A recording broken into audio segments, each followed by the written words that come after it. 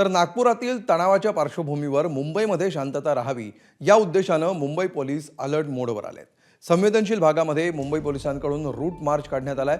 घाटकोपरच्या चिराग नगर, आझाद नगर आणि पारशीवाडी विभागामध्ये मुंबई पोलिसांच्या वतीनं रूट मार्च काढण्यात आला।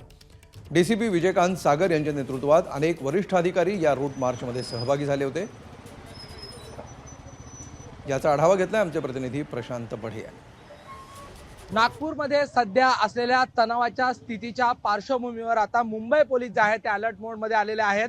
मुंबईमध्ये अशा प्रकारची स्थिती निर्माण होऊ नये म्हणून मुंबई पोलीस यांनी ठिकठिकाणी आता जे रोड मार्च आहेत म्हणजे त्या रूट मार्चच्या माध्यमातून मुंबई पोलीस जे आहेत ते समाजकंटकांना इशारा देऊ पाहतात असे रूट मार्च ठिकठिकाणी निघालेले आपल्याला पाहायला मिळत आहेत। मी सध्या आहे घाटकोपर परिसरात।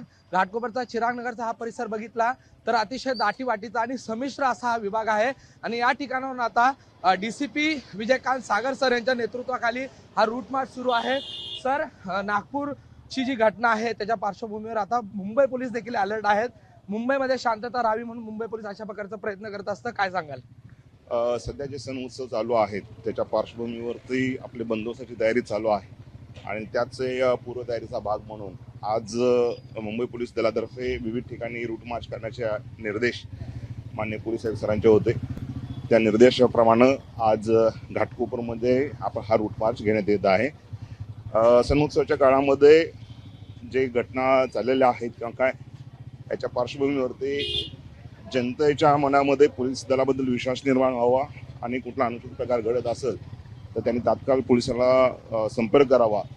घाटकोपर पोलीस आणि त्याच्याबरोबर MSFचे जवान असतील, राज्य राखीव पोलीस दलाचे जवान असतील, हे सगळे या रूट मार्चमध्ये सहभागी झालेले आहेत आणि या मुंबईमध्ये शांतता सुव्यवस्था कायम राहावी म्हणून मुंबई पोलिसांनी ठिकठिकाणी असे रूट मार्चचं आयोजन केलेलं आहे।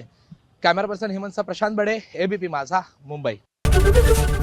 ABP माझा, उघडा डोळे बघा नीट।